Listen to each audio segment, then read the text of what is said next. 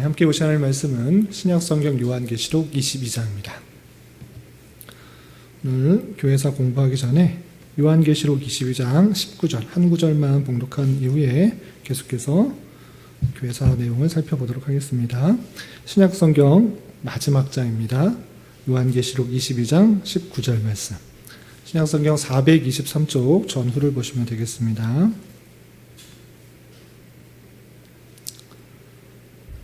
찾으신 줄 알고 함께 봉독하겠습니다.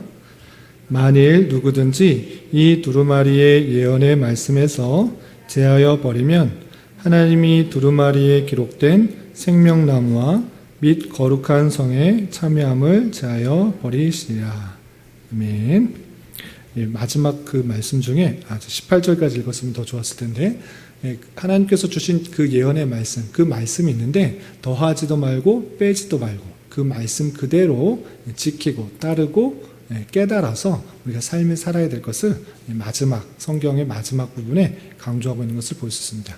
이 자세가 아주 중요합니다. 종교개혁사 오늘 배우게 될 역사 속에서도 여러 인물들이 하나님의 말씀을 따른다고 하나 자기의 뜻, 자기의 생각, 자기의 열심을 가지고 성경에서 말하는 것과 약간씩 다르게 나감으로 말미암아 정통 그 신앙에서 벗어나는 그 모습을 볼 수 있습니다. 오늘은 그 내용을 좀 살펴보도록 하겠습니다. 네, 지난주까지 우리 배웠던 내용 혹시 기억나시나요? 지난주에 혹시 뭐 배웠는지 기억나세요? 쯔빙글리랑 멜랑히톤. 멜랑히톤. 우리 종교개혁사에서 빠질 수 없는 그 4명의 인물을 살펴봤습니다. 첫 번째는 종교개혁의 처음 일으켰던 루터, 그리고 그것을 잘 정리했던 칼빈, 존 칼빈. 그리고 이 두 사람이 아주 중요한 사람이지만 이 두 사람 외에 또 많은 사람들이 있지만 두 사람만 더 알았으면 좋겠다 해서 한 사람 더 알려줬습니다. 그래서 루터의 종교개혁을 돌았던 루터의 신학들을 잘 정리하고 루터파를 강하게 키운 그 사람은 누구죠? 멜랑히톤. 멜랑히톤. 같은 교수로서의 역할들을 감당하면서 루터가 하지 못한 일들을 같이 도우면서 루터파가 세워지는데 큰 역할을 한 사람이 멜랑히톤인 것입니다. 그리고 루터와 나이는 거의 같고 스위스에서 종교개혁을 했던 사람이 누구였죠? 츠빙글리였습니다. 츠빙글리는 특별히 예배개혁에 있어서 가장 중요한 것이 이 성찬론의 개혁이다라고 생각을 했습니다. 그래서 로마 카톨릭에서 주장하였던 성찬론에 있어서 화채설 이건 정말 잘못된 것이다.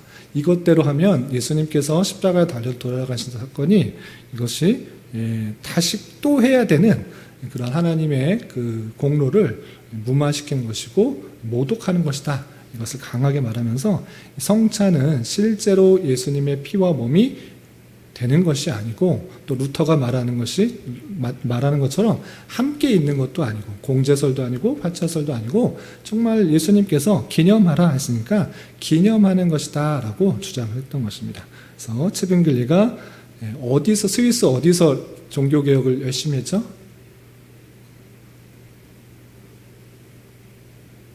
어디? 제네바에서 잘 개혁을 했던 것입니다. 그래서 칼빈도 추리에서, 그리고 츠빙글리도 제네바에서 열심히 종교 개혁을 했던 그 모습을 살펴봤습니다.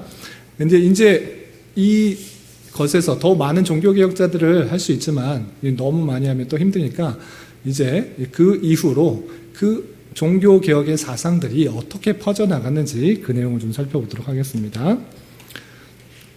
그래서 16세기 종교개혁의 운동에 동참한 여러 분류들이 있습니다. 맨 처음은 지금 우리 지난 시간까지 배웠던 루터나 츠빙글리나 멜랑히톤이나 칼빈이나 베자나 존 녹스나 부처나 여러 학자들이 그런 그 성경적 하나님의 말씀을 근거해서 종교개혁을 많이 일으켰습니다.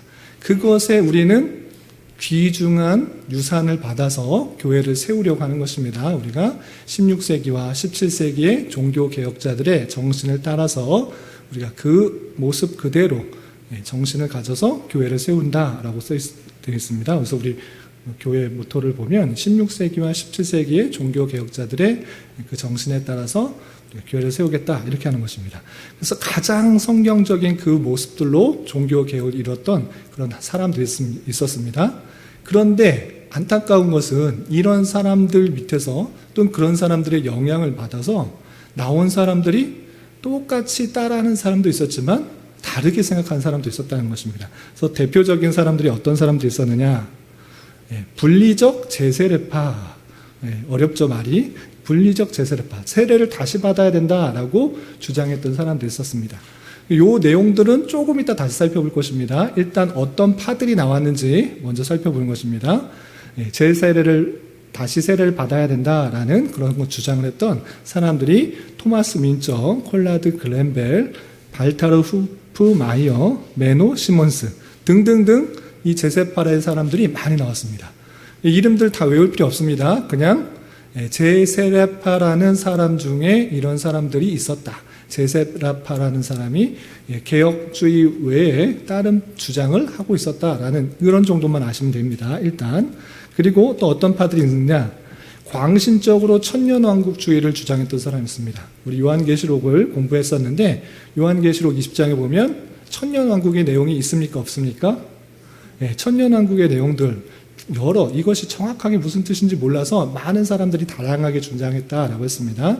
특별히 종교개혁 시대에도 이 천년왕국의 내용들을 강하게 주장하면서 우리가 그 예수님의 재림을 준비해야 된다 이런 것들을 강하게 주장했던 사람들이 있었던 것입니다. 그래서 한스 후트나 한스 댕크 또 요한 마티스라는 사람이 있는데 이름 외울 필요 없습니다. 외워도 뭐 일주일 지나면 다 잊어버리니까 천년 왕국을 주장했던 사람들이 있었다. 이 정도로만 외워두시기 바랍니다. 그리고 이 내용들은 조금 이따 더 살펴보겠습니다. 그리고 마지막으로 한 부류는 또 어떤 부류냐? 그러면 사람의 이성과 과학적인 사고들을 바탕으로 성경을 따져보는 그런 주의들이 생겼습니다. 그래서 합리적 자유주의다 이렇게 표현하는데 대표적인 인물로 카스바르 반슌팽그 펠트, 소시누스 이런 사람들이 나타났습니다. 그래서 4가지 정도로 그 종교개혁의 부류들이 나뉘게 된다라고 할 수 있습니다. 그런데 이 4가지를 외우려면 더 힘들잖아요. 그래서 쉽게 여러분들이 이해하기 위해서 개혁주의, 종교개혁으로 나온 그 종교 성경적 개혁주의 외에 나머지 3 부류를 통틀어서 제세례파 운동이다 또는 급진적 종교개혁 운동이다 이렇게 표현하는 거예요. 다시 한번 성경적으로 계속적으로 발견하려고 했던 그 노력들을 했던 루터나 칼빈이나 멜랑흐톤이나 츠빙글이나 여러 학자들은 개혁주의의 내용들을 잘 했지만 그것에서 벗어나서 좀 다르게 생각했던 전체를 쉽게 제세례파 운동이다. 더 나누면 아까 말한 것처럼 합리적 자유주의다, 천년왕국주의다, 제세례파주의다 이런 식으로 세분화할 수 있지만 통틀어서 그냥 제세례파 운동이다 이렇게 표현할 수가 있는 것입니다. 여기까지 이해되시죠? 그러면 제세례파 운동 중에 아까 말했던 여러 가지 분류 중에 먼저 제세례파가 무엇인지를 어떻게 정의할 수 있는지 어떤 운동인지를 설명한 후에 그 대표적인 사람 아까 말했던 사람들 중에 한 사람씩 좀 살펴보겠습니다. 우선 제세례파 운동이 무엇이냐라고 할 때는 종교개혁 이전부터 독일이나 네덜란드, 이탈리아 등지에서 흩어져 있던 개신교파 단체로 신령주의 전통과 배경에서 나왔다 같습니다. 신령주의가 뭘까요? 신령한 것, 성령적이고 어떤 것을 신기한 것을 받아들이려고 하는 그런 운동들이 있습니다.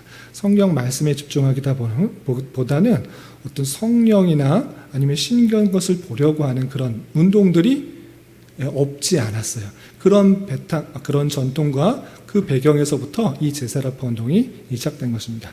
그리고 본격적으로 나타난 것은 언제부터인가라고 할 때 루터의 종교개혁 운동이 한창 진행 중이었던 1520년 전부터 20년경부터 본격적으로 이런 세력들이 종교개혁과 더불어서 더욱더 힘을 내어서 활동했던 것입니다.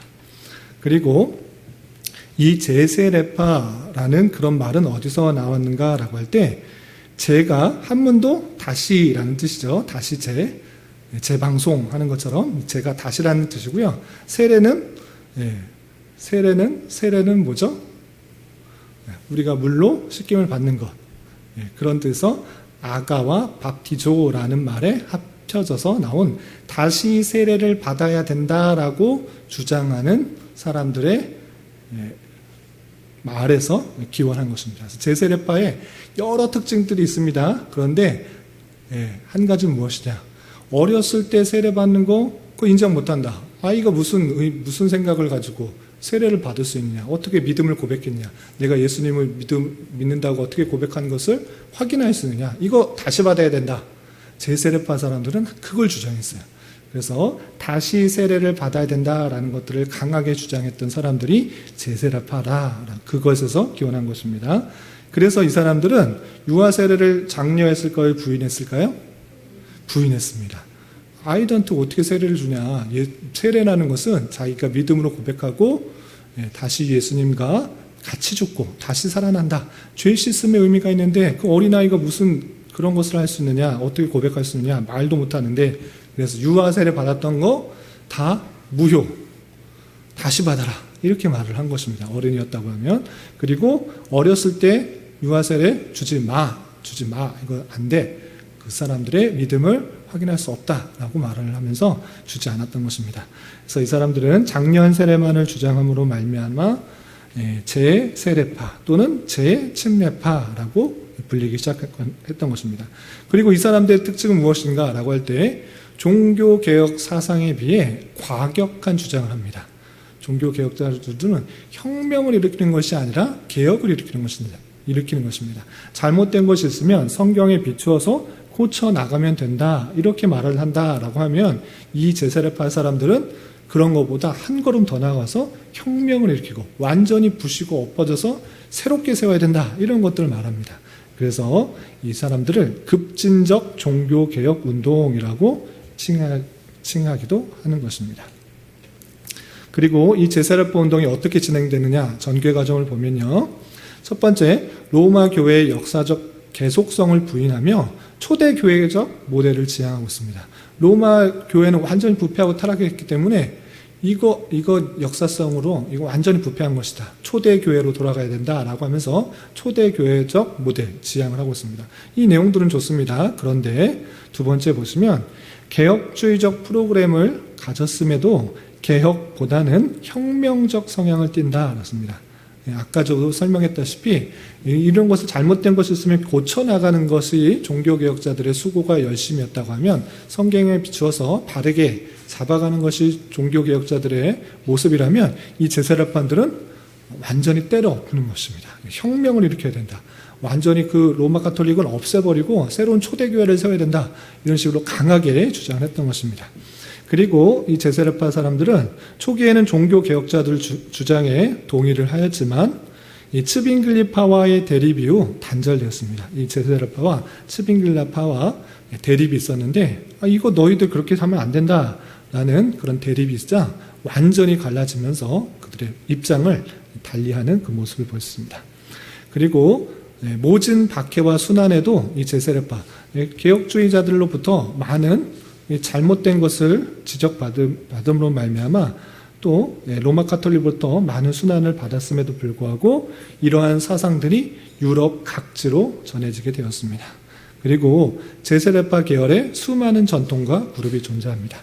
아까도 말씀드린 것처럼 개혁주의 내용들이 말씀에 비추어서 올바르게 고쳐나가려고 하는 그런 시도들이었다면 그렇지 않고 급진적으로 개혁하고 또 혁명을 일으키고 또 완전히 부서뜨리려고 하려고 했던 열심적인 급진적인 그 모습들을 다 제세례파라고 하기 때문에 그런 사람들에게서는 각각의 모습을 따져보면 조금씩 다 다른 모습으로 드러난다라는 것입니다. 여기까지 이해가 되시죠? 그러면 조금 더 구체적으로 제세례파가 어떻길래 종교개혁자들과 마찰이 있는 것이냐, 우리가 제세례파들을 왜 멀리하고 주의해야 된다라고 하는가, 그것을 하나하나 좀 따져보겠습니다. 첫 번째, 계시관이 다릅니다. 계시가 뭘까요? 하나님께서 우리에게 뜻을 알려주는 것, 그것을 계시 이렇게 말을 합니다. 근데 종교 개혁자들은 그 계시에 대해서 어떻게 말하냐? 오직 성경을 통해서 성령께서 조명해 주셔야지 하나님의 뜻을 깨달을 수 있다 이렇게 말합니다. 근데 제세례파는 어떻게 말할까요? 내적인 빛을 통한 직접 계시가 있다 말합니다. 이 차이가 생깁니다. 우리는 성경을 통해서 성령 하나님께서 깨닫게 하여 주셔서 우리가 하나님의 뜻을 잘 이해할 수 있다라고 말하는 것이 종교 개혁자들의 말하는 것이고 우리들의 고백인 것입니다. 그런데 제세례파는 어떻게 말한다고요? 지금도 내적인 빛이 비추어서 직접 계시한다. 하나님께서 지금도 나타나시고 지금도 깨닫게 하시고 지금도 보여주신다. 이렇게 말씀하시는 것입니다. 성령 없이도 라고 말을 하는 것입니다. 이런 차이가 있는 것입니다. 이해되셨죠? 우리는 오직 성경을 말하는 것입니다. 오직 성경을 통해서 하나님께서 계시하고자 하는 모든 뜻이 성경에 담겨 있다고 말을 하지만 제세례파의 사람들은 성경도 물론 하나님의 말씀이지만 지금도 하나님께서 뜻하시는 것은 우리에게 직접적으로 계시하시고 나타나시고 보여주신다 이런 식으로 말하는 것입니다. 이런 차이가 있습니다. 또 성경을 볼 때 종교 개혁자들은 성경을 어떻게 인정합니까? 전체가 성경 66권이 하나님의 말씀이다라고 말합니까? 하나님의 말씀이 포함되어 있다라고 말합니까? 하나님 말씀이다 이렇게 말하는 것입니다. 어떤 부분은 하나님 말씀이고 어떤 부분은 이건 사람의 말이다, 바울의 말이다, 요한의 말이다, 누가의 말이다 이렇게 말하지 않습니다. 전체가 하나님의 말씀인데 누가를 통해서, 요한을 통해서, 바울을 통해서, 다윗을 통하여 기록한 것이다 이렇게 말을 한 것입니다. 그래서 전체가 하나님께서 각 사람에게 깨닫게 해주셔서 감동을 주셔서 영감을 주셔서 토시 하나도 다 영감되었다 이렇게 표현하는 것입니다. 그런데 제세례파는 어떻게 말할까요? 부분적으로 성경이 하나님의 말씀이다라고 합니다. 어떤 것은 하나님의 말씀이지만 어떤 것은 틀리지 않느냐, 여기하고 저기하고 틀리지 않느냐. 야고보는 행하지 않는 믿음은 죽은 것이라며 어떻게 행하지 않고 구원을 받을 생각을 하느냐 이런 식으로 말하는데 어떻게 똑같냐 그러면서 어떤 성경만 우리가 받을 수 있다. 부분적으로 하나님께서 말씀하시고 깨닫게 하신 것이다. 이렇게 말합니다.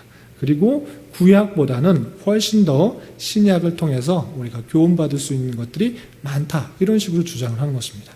그래서 그런 차이가 있는 것입니다. 우리는 구약과 신약 동등하게 하나님의 말씀이고 전체가 중요한 말씀이다. 그래서 전체가 하나님께서 영감을 주셔서 주신 것이다 라고 말하는데 제세례파는 그렇게 말하지 않는다는 것입니다.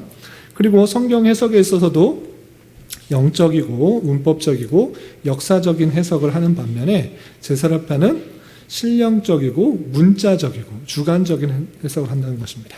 신비하게 해석을 하려는 경향이 있습니다. 그리고 문자 그대로만 받으려는 경향이 있고 성경 전체에서 말하고 있는 것과는 상관없이 내가 이것을 통해서 깨달은 것은 이것이다. 이런 식으로 말하는 주관적 해석이 강하게 드러납니다. 우리는 성경을 읽을 때 내가 깨닫기로는 이런 식의 표현은 상당히 주의해야 하는 것입니다. 내가 물론 깨달을 수 있는 것입니다. 그러나 그것이 공적인 사실로 드러나기에는 조심스러운 것입니다. 전체 말씀에 비추어서 그것이 왜곡되지 않도록 우리는 문법적이고 또 역사적이고 영적인 그런 해석들로 해석을 해야 되는데 제세례파는 그냥 문자적으로 또 주관적으로 해석하는 경향들이 많이 있었다는 것입니다.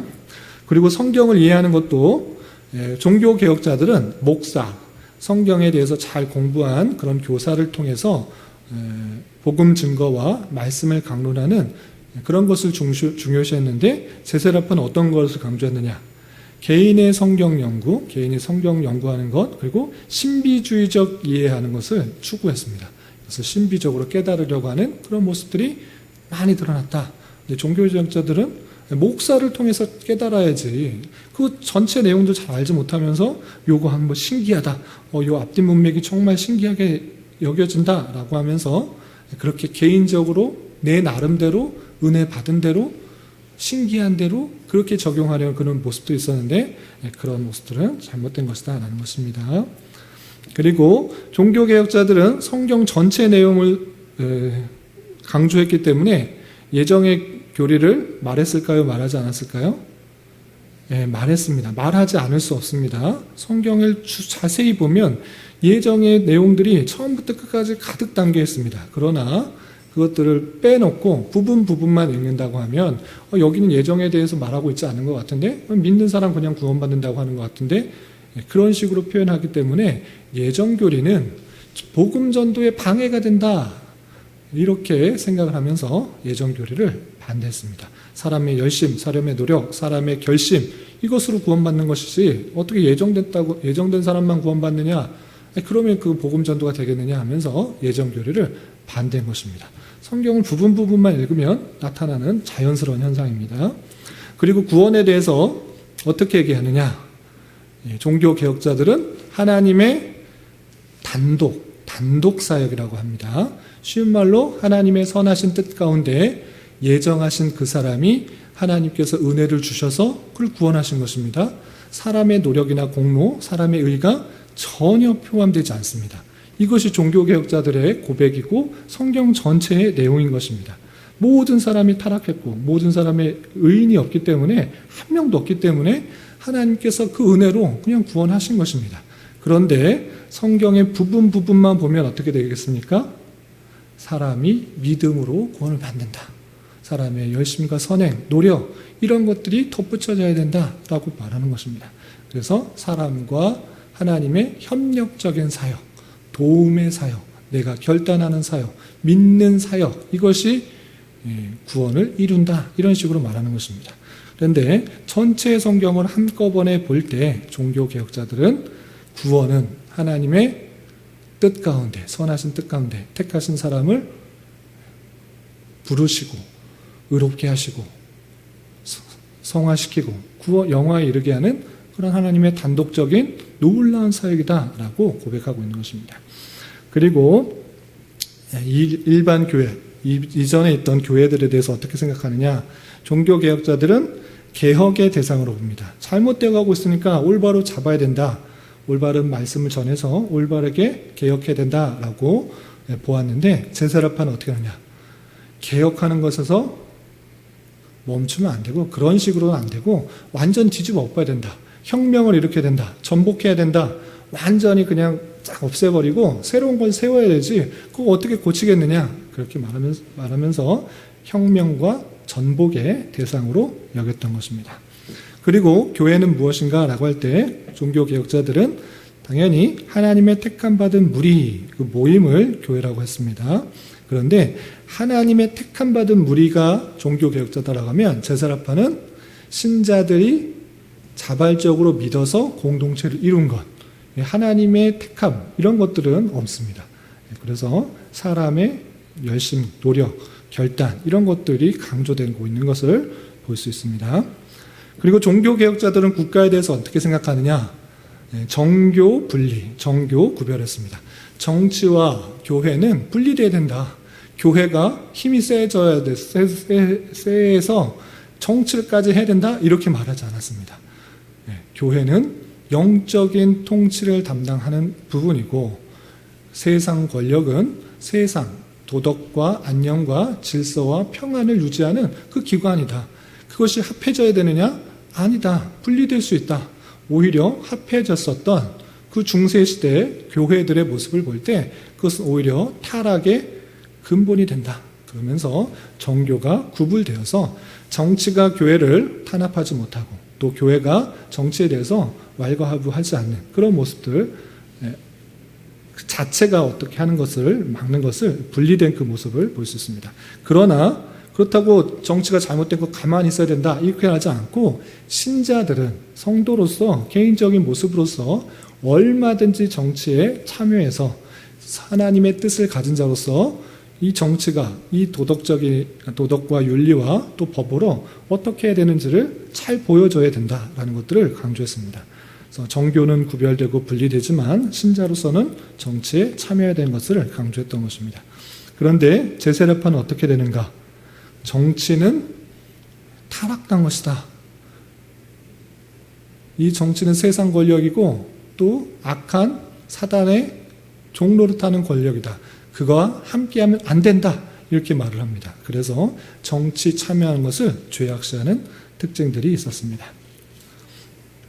그리고 국가 개혁하는 데 있어서 관리를 통한 통치와 개혁을 축복한 것이 종교개혁자들이라고 하면 제세례파는 폭력을 정당화하는 저항운동이었습니다. 잘못된 거 있으면 폭력으로, 힘으로 우리 교회가 힘을 모아서 저 부패하고 타락한 저 관리들을 몰아내서 우리가 잘 믿는 사람들이 나라를 다스리든지 해야 된다라고 강력한 폭력을 정당화하는 모습들이 있었습니다. 그리고 정부와의 관계에 있어서도 종교개혁자들은 정부와 관리의 권한을 인정했지만 제세례파는 분리적 평화주의 정책으로 박해의 대상이 되었습니다. 그리고 세례관은 아까 말씀드린 것처럼 유아 세례를 종교개혁자들은 인정했습니다. 할례가 왜 할례겠냐? 그 어렸을 때 난 지 8일 만에 아이한테 할례를 주는 것, 하나님의 백성을 주는 것, 그것은 그 아이가 하나님의 백성인지 아닌지가 구별됐기 때문에가 아니라 하나님께서 택하신 백성들을 그렇게 인친 것이다. 하나님의 뜻이 먼저 있다.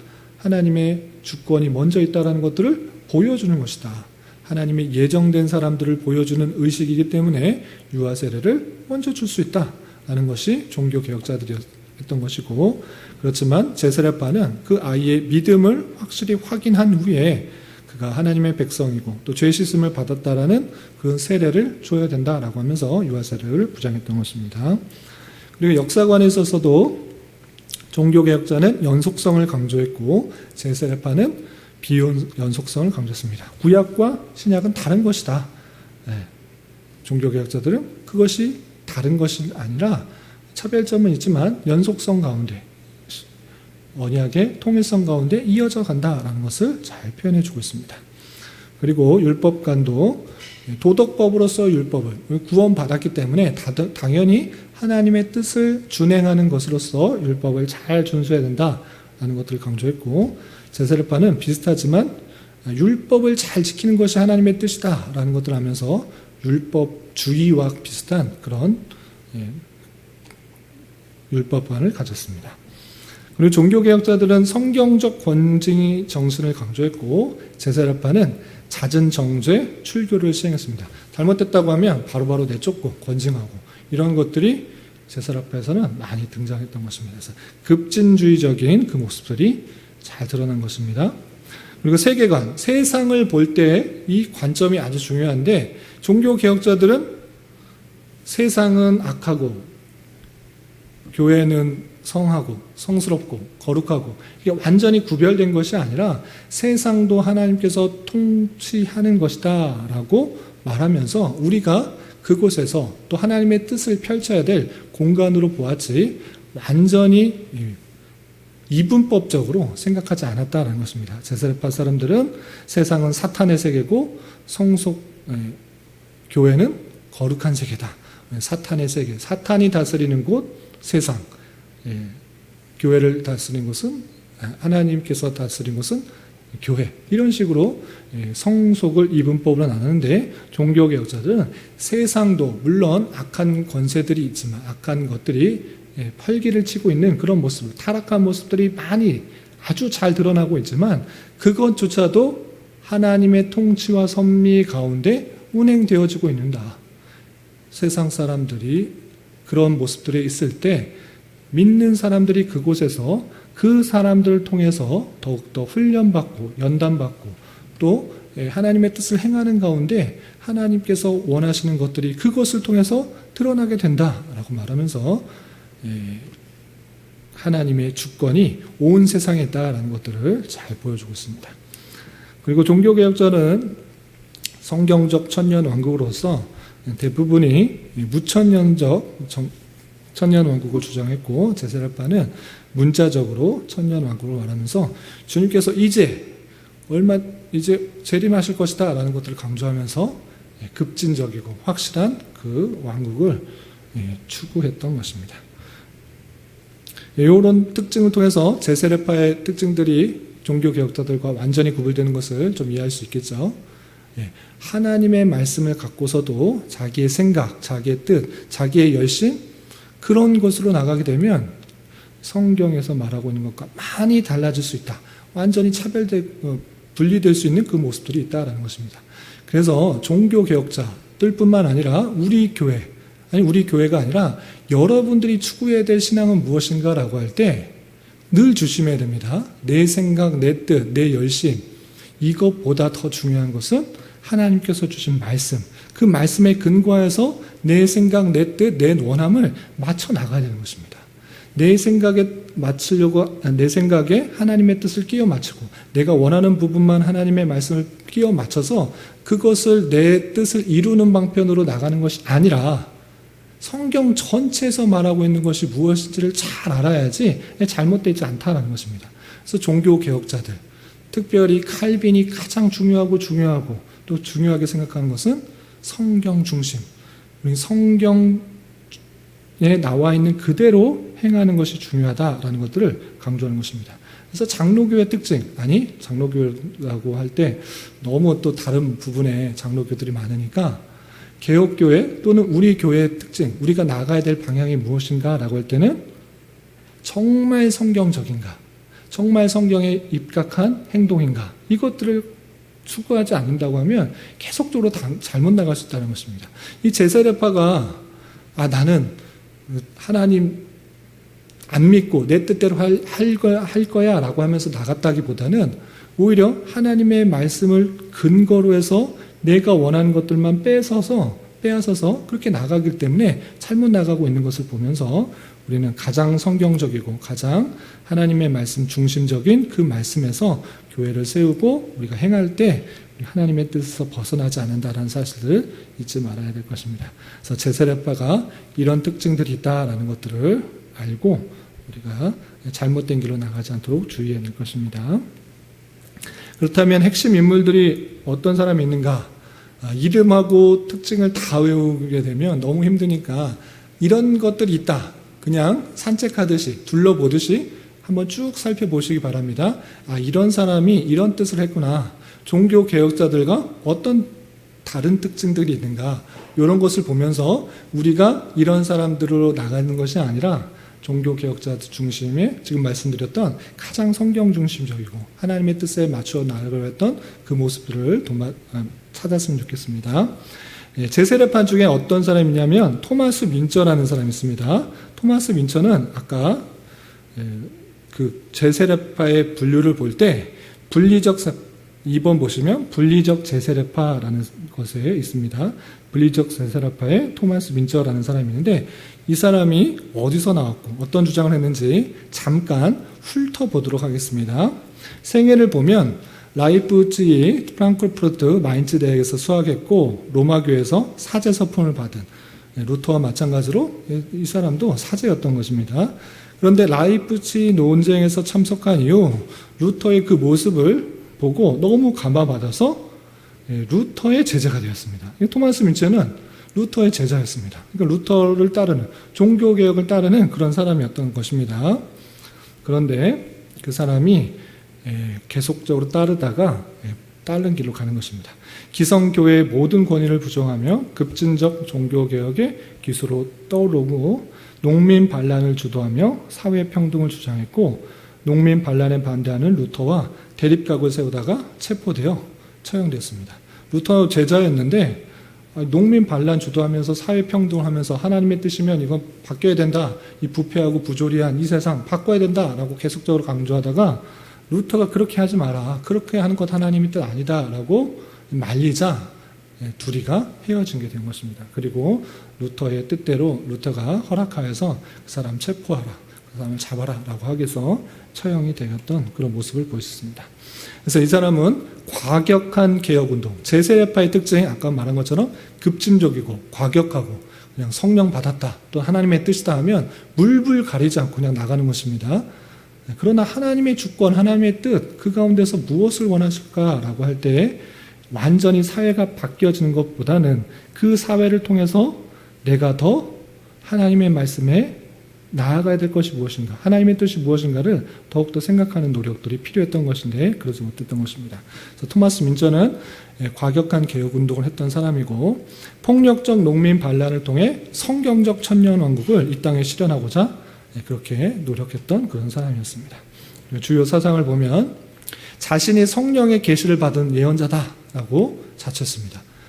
제세례파가 성령의 계시가 성경에만 있다라고만 갇힌 것이 아니라 지금도 성령님께서 내게 계시를 준다, 직접적으로 계시를 주신다, 깨닫게 해준다라고 주장을 하는데 마찬가지로 토마스 민처도 자신은 성령의 계시를 받았다, 난 예언자다라고 하면서 나는 그것을 행해야 된다라고 이렇게 표현했던 사람이었습니다. 성경을 인정했지만 주관적이고 신비적으로 성경을 해석을 시도했습니다. 마찬가지로 유아세를 반대했고요. 세계 종말의 임박성을 말하면서 천년왕국이 도래했다라고 하면서 물불 가리지 않고 계속 개혁하고 또 천년왕국을 만들려고 했던 그 모습들입니다. 그래서 폭력적으로 사회주의적 혁명을 통해 사회를 개조하려고 했고요. 정치와 학술을 부정했던 사람입니다. 그래서 이 사람들을 평가할 때 어떻게 평가할 수 있느냐라고 할 때 결과와 평가를 보면 루터는 그와 그를 지지하는 사람들의 과격성으로 인하여 고민하다가 정부에 진압을 요구했고 비극적인 유혈 사태로 15만 명이나 사망하는 일이 있었었고 루터는 하층민의 지지를 받지 못하고 민처파는 제세례파에 가담하게 되었다. 그래서 민처를 따르는 사람들이 완전히 제세례파에 물들어서 종교개혁과는 다른 그런 제세례파에 가담하는 일들이 생기게 되었다는 것이고요. 그리고 혁명적 기독교 사회운동의 단초를 마련했고 교회의 사회 참여와 소외계층을 대별하는 노력은 평가될 만하다 할 수 있습니다.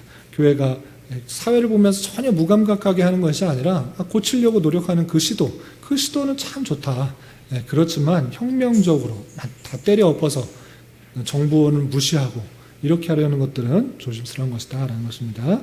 그래서 성경에 대한 그릇된 이해 때문에 또한 교만 때문에 의협심 때문에 잘못된 형태의 기독교 사회운동의 결과를 낳게 되었다는 것입니다. 하나님께서 원하시는 모습의 사회개혁이라기보다는 그냥 의협심 또는 교만 이런 걸로 말미암아 잘못된 방향으로 사회개혁을 일으켰다라고 할 수 있는 것입니다. 두 번째 인물이 나오는데 메노 시몬스라는 사람이 있습니다. 메노 시몬스는 어떤 분파의 사람일까요? 앞에서 큰 1번에 보시면 분리적 제세례파 2번에 있습니다. 분리적 제세례파의 맨 마지막에 있는 사람이 메논 시몬스입니다. 이 사람도 당연히 제세례파 사람인데 어떤 특징이 있는지 좀 보겠습니다. 먼저 생애를 보시면 1496년 북부 네덜란드 프린스란트에서 태어났다 했습니다. 네덜란드 사람입니다. 그리고 루터 교회에서 신앙생활을 하다가 제세례파 교인들의 순교 소식을 듣고 제세파로 옮기게 되었다 했습니다. 루터 교회의 영향을 받았는데 이제 제세례파 사람들로 옮겨진 그런 인물입니다. 그리고 이 사람의 특징은 무엇인가 라고 할 때 제세례파의 수많은 글과 책을 만들었습니다. 칼빈도 많은 책들을 씀으로 말미암아 사상들을 잘 정리했다고 하면 이 제세례파에서 그 역할을 한 사람이 누구인가 라고 할 때 메노 시몬스라는 사람입니다. 수많은 글, 수많은 책들, 제세례파의 내용들을 잘 정리해서 남겼던 그런 사람입니다. 그리고 이 사람은 뭐 했는가 라고 할 때 이 사람은 그나마 혁명을 통한 교회 개혁은 반대했습니다. 대부분 급진적인 그런 사회 개혁을 이루고 교회 개혁을 이루기 때문에 막 뒤집었고 전복하고 혁명을 일으켜야 된다 이런 사람들이 많았는데 이 사람은 복음적이고 평화적으로 교회를 개혁을 추진했던 사람입니다. 그리고 기존의 급진적 제세례파 또 제침례파에 비해 성경을 모든 교리의 최고 표준으로 삼았습니다. 여기까지는 좋은 것 같습니다. 그런데 외면상으로는 성경대로의 교획을 강조했지만 그 내용들이 겉으로는 성경 그대로다라고 말하면서 어떻게 했는가?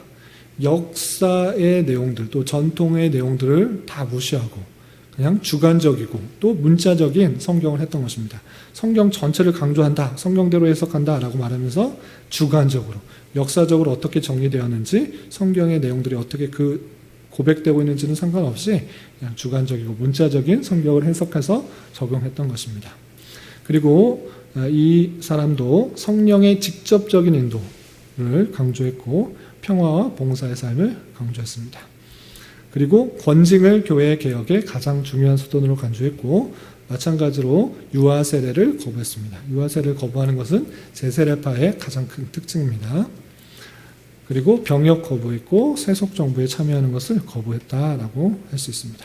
그리고 이 사람을 그런 운동의 결과와 평가를 보면 종래의 제세례파 중에서 복음적, 성경적 성격을 지니는 분파로 그나마 조금 성장할 수 있었습니다. 평화주의적 정화운동을 전개했고 독립적 회중교회인 메노나이파의 효시가 되었다라고 할 수가 있고요. 모라비아교와 경건주의 운동에 영향을 끼친 사람이 이 메노 시몬스입니다. 그리고 19세기, 20세기에 많은 메노나이트들이 신앙적 자유를 찾아 북미로 남미로 이주하게 되는 그런 결과를 낳았습니다. 그리고 세 번째 인물은 누구인가 할 때 요한 마티스입니다. 요한 마티스는 아까 그 분파를 보시면 어디 있나요? 요한 마티스? 네, 광신적 천년왕국주의. 여러 분파 중에 광신적 천년왕국주의를 주장했던 사람 중에 요한 마티스가 있는 것입니다. 존 마티스 또는 요한 마티스라고 할 수 있는데 어떤 사상을 갖고 있는가라고 할 때는 과격하고 극단적인 종말론주의를 강조했습니다. 그러니까 종말의 시대를 우리는 종교개혁자들은 예수님께서 오셨을 때부터 다시 재림하실 때까지 그 기간을 종말이라고 표현하는데 이 사람은 그렇게 생각하지 않았습니다. 곧 예수님께서 오실 것이다 라고 그 요한계시록의 내용에 곧 오신다고 말씀하셨으니까 곧 오실 것이다. 너 지금 이런 거 하면 되겠느냐 하면서 극단적인 종말론을 주장했던 것입니다.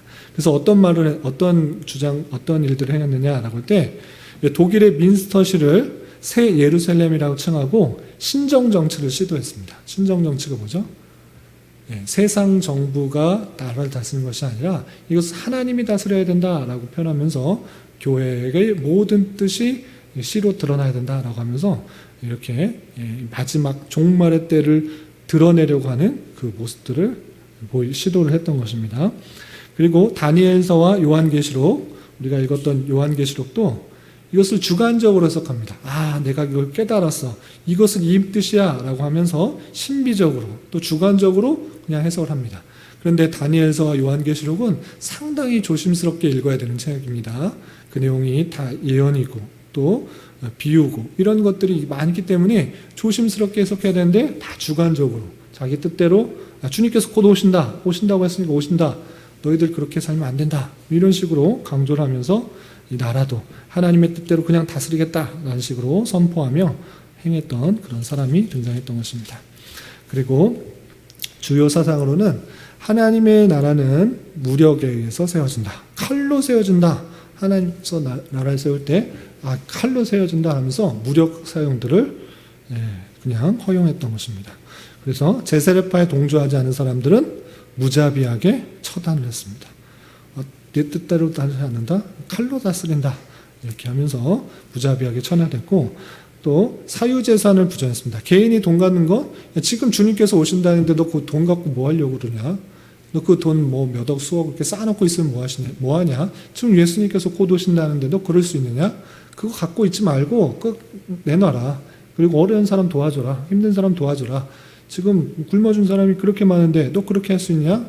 라면서 사유재산을 부정하고 현금과 재산은 다 나라가 가지고 또 정부가 가져서 어려운 사람 도와줘야 된다라는 식의 내용들을 말했습니다. 그리고 이 사람은 이제 곧 주님께서 오실 것이기 때문에 성경을 제외한 모든 책, 쓸데없는 책 읽지 마라. 그거 읽어서 지금 뭐 하려고? 그건 즐거운 책? 또 무슨 과학적인 책? 소설책? 그거 읽어서 뭐 하려고? 주님께서 오신다는데 그거 읽을 시간에 성경 더 읽어라 하면서 성경을 제외한 모든 책을 다 불살라 버렸어요. 그것이 정말 하나님의 뜻인가? 그것이 아니고 주관적인 것입니다. 어떤 한 부분, 요한계시록에 꽂혀서 다니엘서에 꽂혀서 그냥 나름대로 성경을 해석해서 무리하게 적용할 때 나타나는 특징이라 할 수 있습니다. 요한 마티스라는 사람은 극단적인 종말론 또는 극단적인 천년왕국에 대한 그 생각으로 이런 일들을 했다라고 생각하시면 됩니다. 결과를 보면 기독교의 순수성과 진정성이 의심받게 되는 계기가 됐습니다. 정말 기독교가 이런 것인가, 이러한 삶이 정말 기독교인가 라고 주변 사람들이 오해하고 또 의심을 하기 시작했던 것입니다. 그리고 카톨릭 정부 또 연합군과 마찰과 전쟁으로 좋지 못한 명성을 얻게 됐습니다. 당연하게 이제 종말이 얼마 남지 않았다고 하면서 다 이렇게 하는 그런 사람과 카톨릭 정부 또 연합군과 편하게 지낼 수가 없는 것입니다. 생각과 사상이 맞지 않기 때문에. 그래서 전쟁도 나게 되고 또 옳지 못한 또 좋게 보이지 않는 그런 사람들이 나타났습니다. 오히려 우리 초대교회 때 로마 황제로부터 핍박받을 때 성도들은 어땠습니까? 도덕적이고 윤리적으로 또 순결한 마음으로 죽으면 죽으리라, 내가 이 땅에서 오래 살려고 한 것도 아니고 난 천국에 있다라고 하면서 죽는 것도 두려워하지 않고 올바르게 사랑하며 또 내가 가진 것을 남에게 베푸는 그 모습들 때문에 많은 사람들이, 오히려 수많은 사람들이 죽어가면서도 복음이 자연스럽게 전파됐습니다. 그런데 요한 마티스라는 그 사람에 의해서 오히려 기독교가 저런 모습이 다 있냐라고 하면서 더 잘못 안 좋게 보는 사람들이 나타났다라는 것입니다.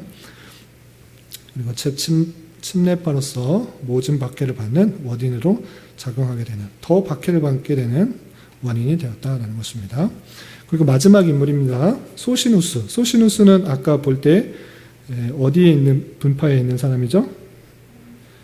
합리적 자유주의. 크게 보면 종교개혁자들과 다르기 때문에 제사라파로 볼 수 있는데, 거기서도 또 분류를 좀 나누자면 합리적인 자유주의인 것입니다. 합리적 자유주의는 무엇이냐? 앞에 말했던 사람하고 다릅니다. 급진적으로 사회를 개혁해야 된다라고 말하지도 않고, 주님께서 오실 날이 얼마 남지 않았다고 강조했던 것이 아니고, 사람의 이성과 또 지성을 강조하면서 이 성경을 제대로 봐야 된다라고 말하는 사람입니다. 어떤 사람을 어떻게 말했는지 보겠습니다. 첫 번째, 성경의 권위는 인정하지만 역사적 비평의 대상이 되었습니다. 이 소시누스는 성경 하나님 말씀이다, 꼭 그거 부정하지 않는다, 이것이 하나님의 말씀으로서 가장 큰 권위를 가지고 있는다, 이거 부정하지 않았습니다. 그런데 이거 지금 역사적으로 과학적으로 무슨 뜻인지 다시 한번 살펴봐야 된다, 비평해야 된다, 확인해 봐야 된다, 이거 잘못 쓰여졌는지 안 쓰여졌는지 확인해 봐야 된다라고 성경을 비평하기 시작했습니다.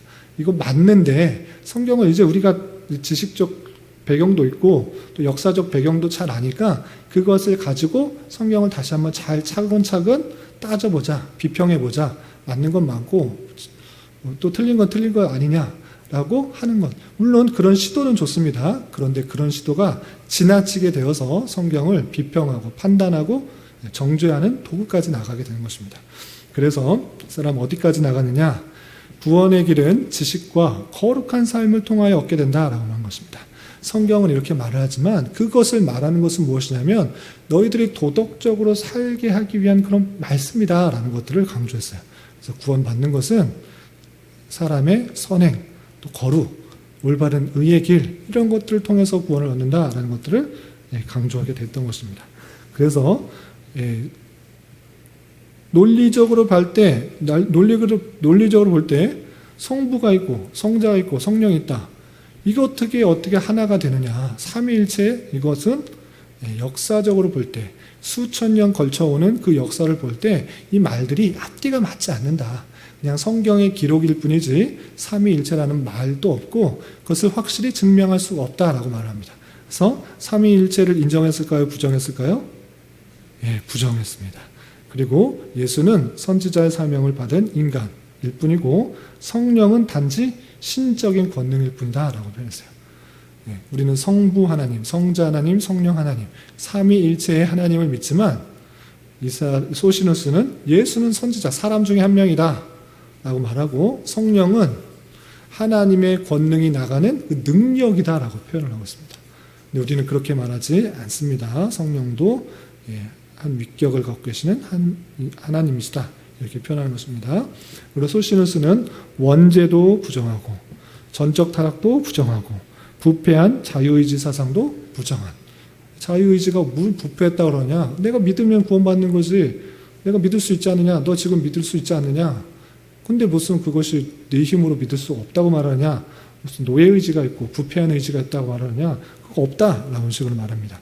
원죄도 인정하지 않고 전적 타락도 인정하지 않고 부패한 자유의지 사상도 부정했던 그런 사람입니다. 그리고 율법을 행함으로 의로워진다라고 말하고 행함으로 말미암는 이 행칭의를 말하는 것이고요.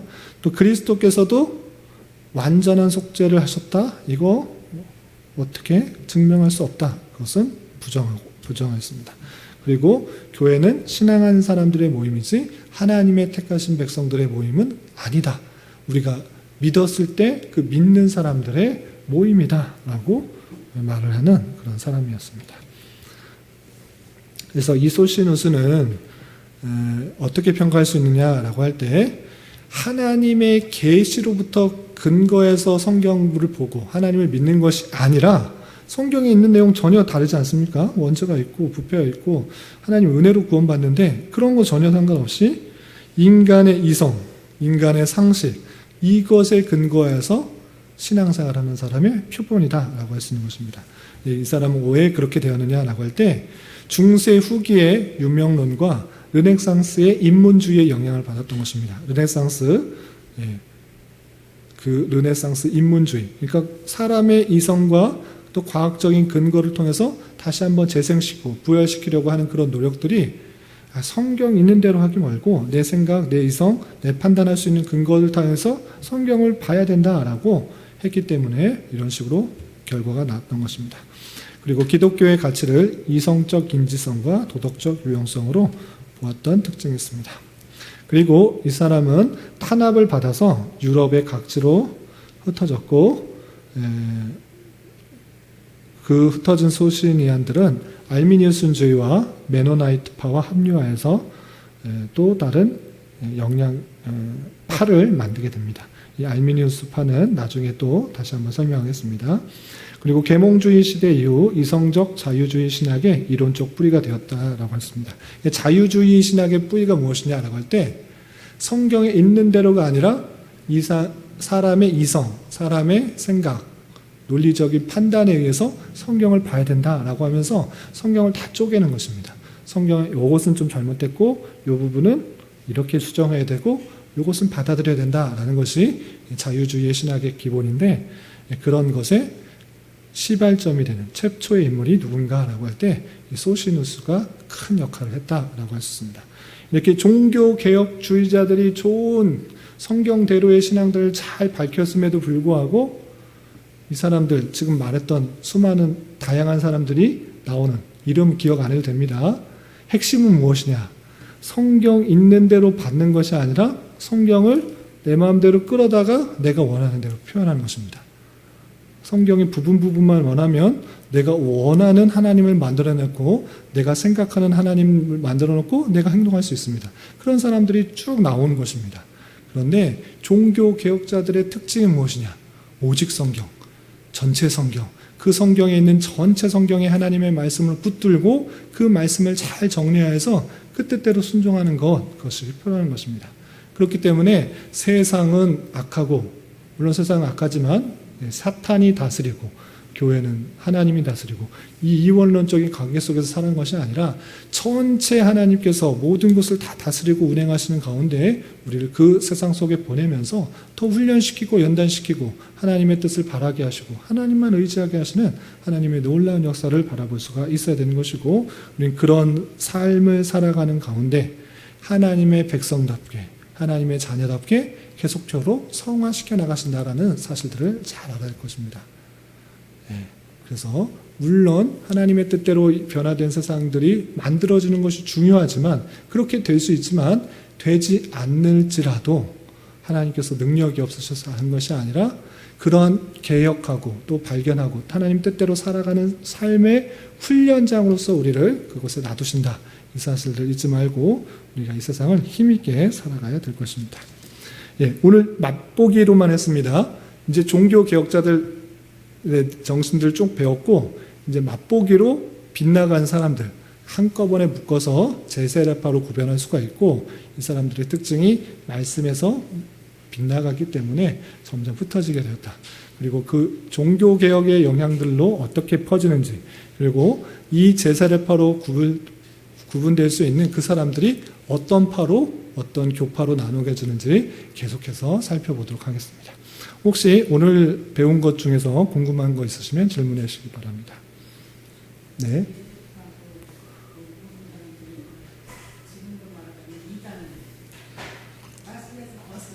네. 이단인데 오늘날에서 말하는 이단은 완전히 사이비 같은 그러니까 천국에 못 가는 이단을 말할 때 이단으로 많이 표현하는데 원래적인 의미에서는 말씀하신 것처럼 성경적이지 않고 끝이 다른 조금이라도 다른 것 그것을 원래 이단으로 합니다. 그래서 좀 계속해서 배우겠지만 그 교회 회의가 계속적으로 열리는데 그런 것 성경적이지 않다라고 할 때 그 사람들을 이단으로 정죄를 했습니다. 그런데 끝이 다르다라는 의미지 구원을 못 받는다 이런 의미로서는 말하지 않습니다. 예수님을 믿고 믿음으로 말미암아 구원받고 하나님의 택하신 백성이라고 하면 하나님께서 구원하신다는 것이 성경 전체의 내용이기 때문에 그렇게 말했는데 오늘날의 이단이다라고 할 때 상당히 조심스러운 게 그 종교개혁 시대는 분명히 이단이라고 말했는데 오늘날에서는 그냥 교파 성경에 믿는 바를 다르게 한다.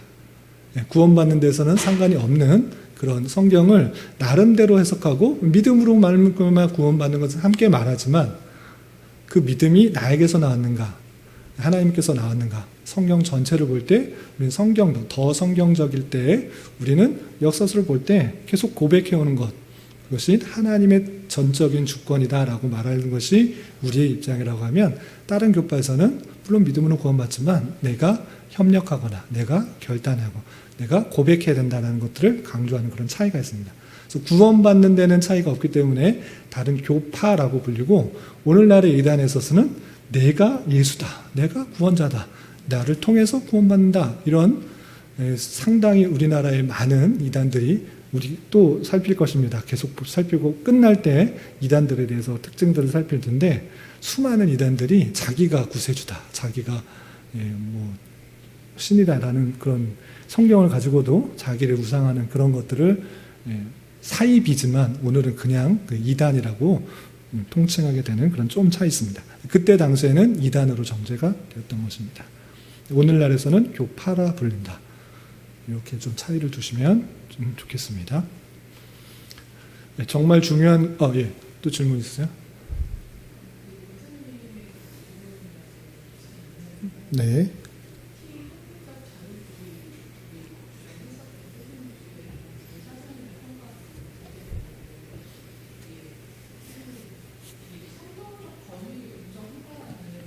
네. 네. 형식적인 성경적 권위죠. 네.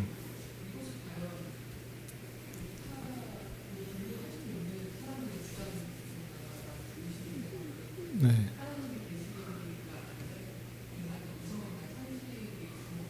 오늘날의 자유주의가 엄청나게 심한데 그게 효시가 될 수도 있는데 어떻게 보냐는 것이냐면 성경 하나님 말씀이다. 하나님께서 주신 말씀이다. 우리가 따라야 될 말씀이다. 그런데 어떻게 예수님께서 죽었다가 살아나신 것을 알 수 있느냐? 증명이 될 수 있느냐? 어떤 신기한 이적들이 증명될 수 있느냐? 증명될 수 없는 것을 우리가 꼭 믿어야 될 것인가? 라고 할 때 그것을 이제 부정하기 시작한 거죠. 의문문을 다는 것입니다. 그리고 야고보서와 또 로마서 갈라디아서를 볼 때 이것은 확실히 구별되게 다르지 않느냐. 야고보의 신학, 누가의 신학, 바울의 신학 이런 식으로 차별점을 주면서 각각에 나누는 것입니다. 바울은 이렇게 구원을 말한다. 야고보는 이것을 말한다. 합쳐지는 것이 아니라 각각의 신학으로 주장하는 것입니다. 그러면 전체가 나뉘어지고 통일되는 것이 아니라 사람의 생각과 지혜와 이런 이성적으로 판단할 때 이것은 이렇게 말하고 바울이 말하는 구원은 이것이고 또 야고보가 말하는 구원은 이것이고 이런 식으로 나뉘고 그거 핵심적인 강조점들을 나누다 보면 성경이 분해가 됩니다. 성경이 나뉘게 되고 그러면서 점점점 과학적이지 않은 것은 상징적인 의미만을 드러내야 된다. 그것을 말하고 있는 것이 무엇인가? 예수님께서 이 땅에 오셔서 어려운 자를 돕고 또 그들을 위해서 희생하고 많은 사람들과 함께하고 그들에게 희망을 주었다.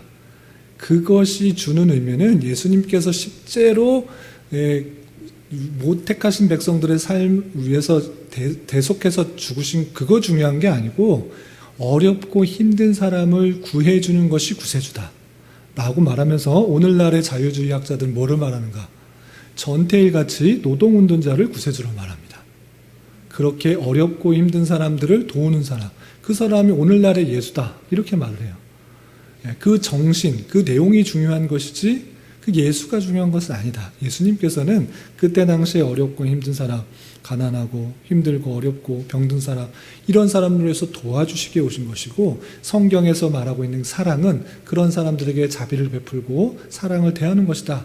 그것을 보여주는 것이 성경이다 라고 말하면서 그 전체 성경과는 상관없이 그 부분의 내용을 가지고 오늘날의 노동운동 또 시민운동 그리고 어렵고 힘든 사람들을 도와준 사람 그런 사람이 정말 예수님과 같은 사람이고 예수님 구세주와 같은 사람이다 라고 표현을 하는 것이죠.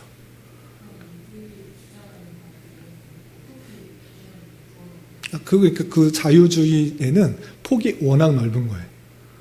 그냥 이것을 누가의 신학이다 또는 로마의 무엇 신학이다 해서 예수님을 믿고 구원을 받는다 이런 식의 말하는 사람이 있고 전태일이 예수다라고 말하는 사람들까지 완전히 폭이 넓어지는 것이죠. 그래서 그런 입장, 성경 전체의 말씀을 하나님께서 주신 계시의 말씀으로 전체를 받느냐 그것이 아니고 그런 것이지만 사람의 내용도 저 사람의 이성적인 내용들로 판단하고 분별하고 정신을 받아야 된다라는 그런 인문주의 운동, 르네상스 운동, 성경의 계몽주의 운동 이런 것을 통해서 이게 옛날 고리타분한 그런 책들을 좀 구분 좀 하고 좀 분류를 해서 과학적이지 않은 것, 증명될 수 없는 것, 상징적인 것 이거 빼고 필요한 부분만 우리가 정신만을 받고 도덕적이고 윤리적인 삶을 받아야 된다라고 이제 받아들이는 시도들이 여전히 있는 것이죠. 그런 영향을 받고 그런 사람들의 신학과 교파들이 또 있는 것입니다. 그런 교파들의 모습들은 교회 이름을 가지고 사회운동을 해요. 정치적으로 바꿔야 된다. 그 노동자들을 처우를 개선해야 된다. 이런 것들을 계속적으로 주장하고 사회가 바뀌는 것들을 계속적으로 주장하는 모습들로 드러나게 되죠. 우리 교회는 누차 말씀드리지만 장로교회, 그냥 어쩌다 보니까 장로교회에 대해서 장로교회를 한다. 이러면 아무 의미가 없습니다. 성경 공부, 또 교회사 공부하는 이유가 무엇이냐라고 할 때 가장 성경적이기 때문에 장로교회를 하는 것입니다. 장로교회인 것에 자부심을 갖는 것입니다. 다른 교파들, 이제 교회사를 보면 알겠지만 그 정신들, 성경에 있는 내용들을 그냥 내 마음대로 해석하고 내 필요한 것들만 해석하고 따르게 해석하여서 정통 교회 회의 안에서 이단으로 정죄되었음에도 불구하고 우리는 더욱더 성경 중심이요. 가장 성경 중심. 물론 다른 교파에서 다 성경 중심이라고 말합니다. 그런데 비교할 때 우리가 더 가장 성경의 중심적으로 성경 필요한 부분만 떼서는 것이 아니라 전체 성경을 차곡차곡 한 절 한 절, 한 장 한 장 차곡차곡 보는 것, 그것을 중요시하는 교파고 특징이 있다라는 것입니다. 그래서 여러분 말씀 얘기하는 이유가 무엇이냐면 그런 존중을 따라가는 것입니다.